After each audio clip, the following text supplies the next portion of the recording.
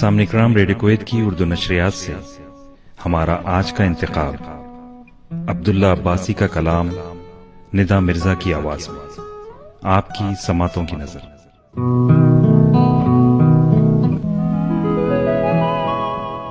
मोहब्बतों की रिवायत को आम करता है, मेरा चिराग हवा से कलाम करता है। अजब मकाम खुदा आ गई है ये कि जहां फकीर शाह को अपना गुलाम करता है। मुनाफकत इसे कहिए कि वज़ादारी कहें, वो दुश्मनों से भी छुपकर सलाम करता है। मैं लड़खड़ाऊं तो बढ़कर संभालता है मुझे, ये कौन मेरे लिए एहतिमाम करता है। कटा के उंगली शहीदों की सफ में बैठा है, वो काम कुछ नहीं करता है, नाम करता है।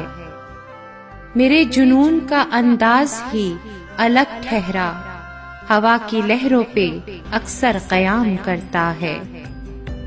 तुझे खबर भी नहीं है कि तेरा अब्बासी कहाँ पे सुबह कहाँ अपनी शाम करता है।